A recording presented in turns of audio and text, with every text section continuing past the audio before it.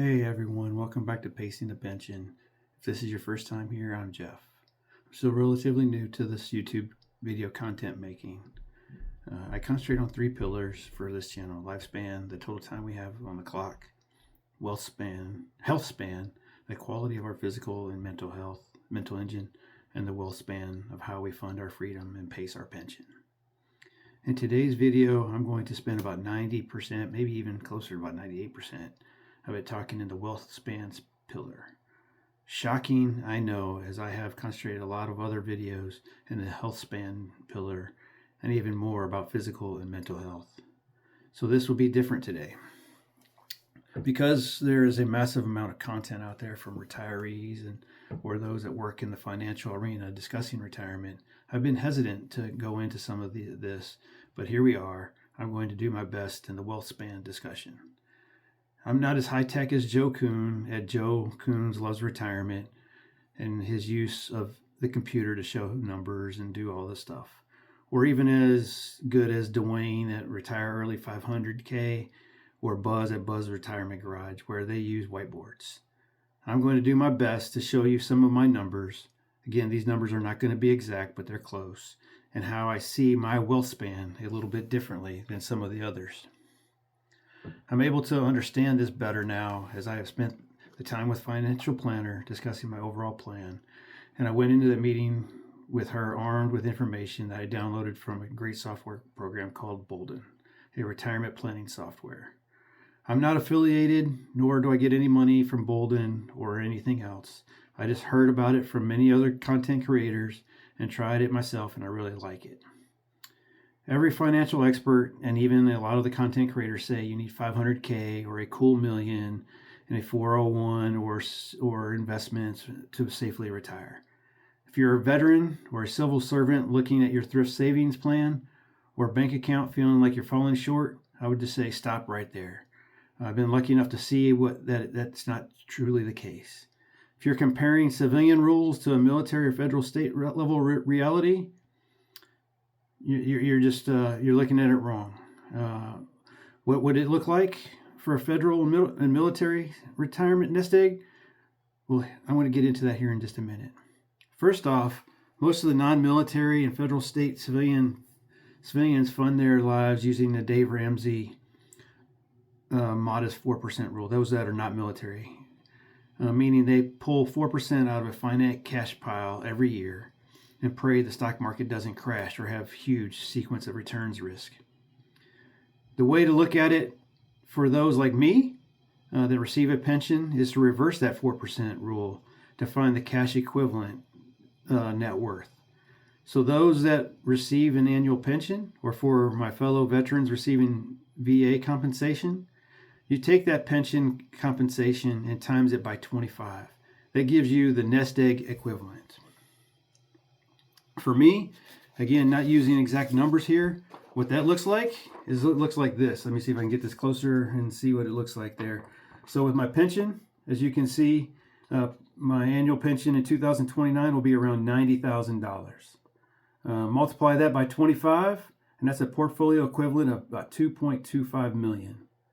Then we look at that projected VA compensation at $48,000 a year, and then multiply that by 25, and we add another 1.2 million. And right there, before we even touch anything else, my fellow veterans, we're walking into retirement with a 3.5 or close to it million portfolio equivalent. This is not even the best part. What makes this pension compensation even better than a bank or a 401k or other investments is threefold. First, this income automatically adjusts for inflation. A regular retirement fixed $1 million gets eaten alive with prices that jump. Second is there's zero market risk. If the stock market drops 30%, a regular $1 million retirement portfolio vanishes down to $700,000, minus what they need to take out to live on for that year. That sequence of returns risk are very real for them. I am blessed that my monthly check does not care about Wall Street. It will hit my account exactly the same. And third, the healthcare savings. This is a huge one. May I say huge, like Dwayne would say.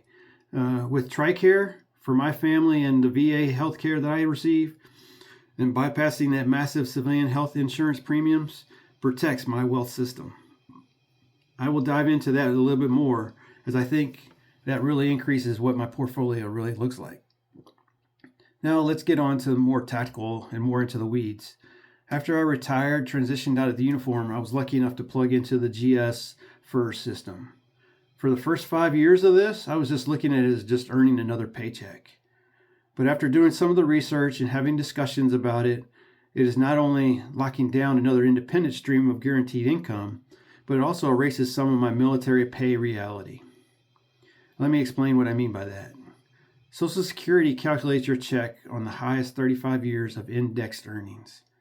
While I served, especially when I first started, the W-2 pay was low, and the tax-free allowances like housing or food didn't count towards Social Security, nor did those years that I deployed without paying taxes. By me now stacking a federal GS job for additional 10 years, these 10 years will erase the 10 lowest earning years of my military earning years from the government's calculation, which really means I'm really hypercharging my Social Security check. Let's get into health span for a little bit, or into healthcare. Because of medical inflation, it's typically the highest that everybody has to deal with. It's the most volatile expense in retirement, as I keep hearing other people talk about. If civilian healthcare premiums double over the next decade, I'm insulated because my VA healthcare, and then even with TRICARE, it keeps my out-of-pocket exposure capped near a baseline of roughly $700 a year right now, and maybe go up to about $1,000 based off of what we're seeing, some of the trends. But still, that's a whole lot better than the $14,000, $15,000 that we see others having to pay yearly for just basic health care. And so that one right there is really helps me out, and then be able to take care of my health, right? And getting into some of the health span stuff. That's why I get out there and try to run and try to work on my physical and mental health. So that way I don't have to spend an amount of money on health care and everything. And try to do the same for my family and for my wife, and getting her active and being able to take care of herself also, so we can spend less if we even had to, and everything that's out there. Let me go back to the federal system job for just a minute. Some might ask why I'm looking at 5 years, where it only put me at 59 and a half years, and why not go out to 62? Well, because I have other income streams, I will not be in the need of taking my federal system job pension until I'm 62. So I will not be penalized for each year under 62 that I take out, that I wait to get that pension. If I was to take that pension at 59, yeah, I'd get penalized for it and have reduced pension and everything if I retire at 59 in that 5 years. But because I'm willing to wait on receiving that pension, I don't get penalized for it, and I get that federal job pension at the age of 62 with no penalty. And what I also looked at is I ran the numbers, and it was a minimal increase in what that monthly payment for that leg of the nest egg, right? And definitely would not have been worth that extra 3 years where I can be doing other things. And so that was another key player in there also. Plus, at 59, all my kids will be done with college. They'll be doing their own life. And the most important kicker of a reason why I'm picking 59 is my home will be paid off. That's the true kicker for wanting to work those additional 5 years right now, is so that I can get that paid off, and to also take care of some other things I want to get done with the house that are some major muscle moves and everything that takes a little bit extra money, and want to make sure I take care of those things before I actually go into full-fledged retirement. So that's the main reason why I'm looking at 5 years, not 8 years, not 2 years, and everything like that. But I ran the numbers, and could I make it work? Yes, I could make it work if I wanted to retire tomorrow. But these extra 5 years gives me a little buffer to pay off the house, pay off some of the other things that we want to be able to take care of in the next 5 years before we set into full retirement. But wait, let's make sure I'm not even forgetting one piece of this. Is none of this includes all my liquid assets and investments. When I layer in the projected, $500K that I'm projected to have in 2029 in my thrift savings plan, that number officially makes me cross a significant threshold.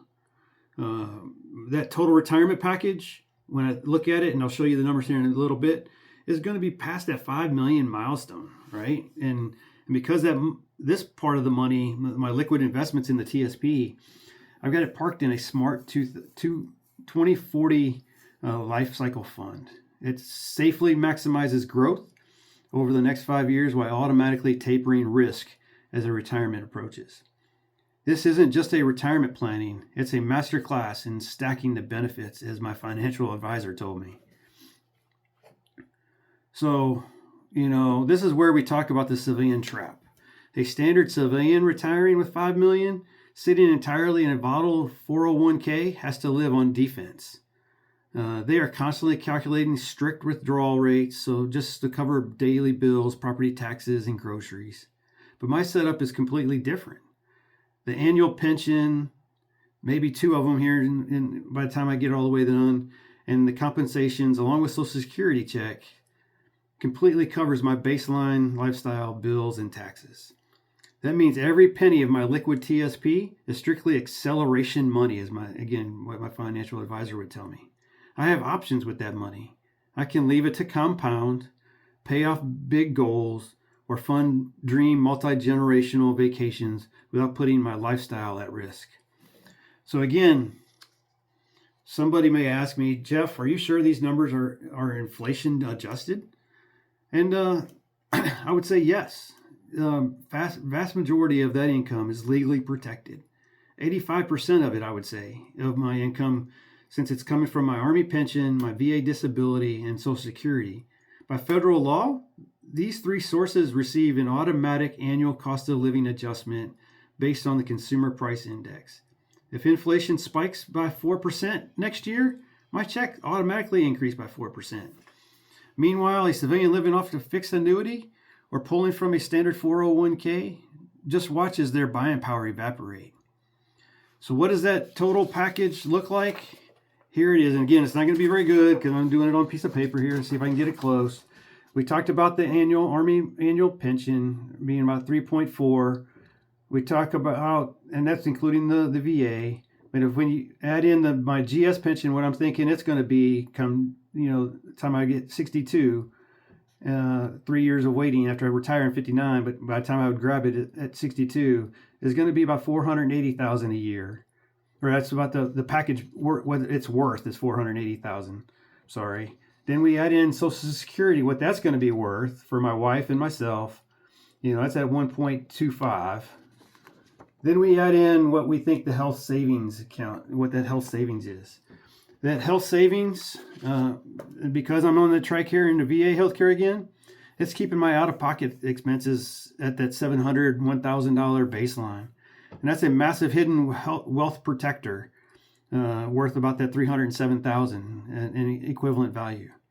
And finally, we throw in that liquid investments of, for my my TSP, and around 500,000 again come that 2029. And what does that come out to? About a $5.8 million equivalent. So do I have more than 500K in my TSP? No, I will be close to it and everything, but I have all these other income streams, other things that are out there that makes my equivalent be worth that $5.8 million.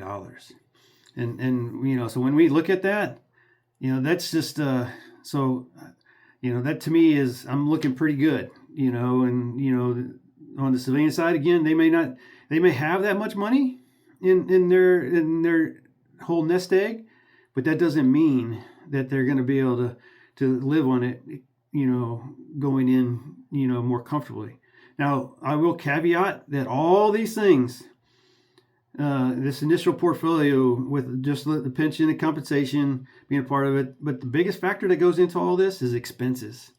The lower that the monthly, is if the expenses are lower, then the monthly checks if the expenses, let me say that again, if my expenses continue to be lower than my monthly checks that are coming in, I'll be good. If my checks cover the mortgage, the food, the lifestyle, then I don't need that $1 million liquid money to sleep like a baby.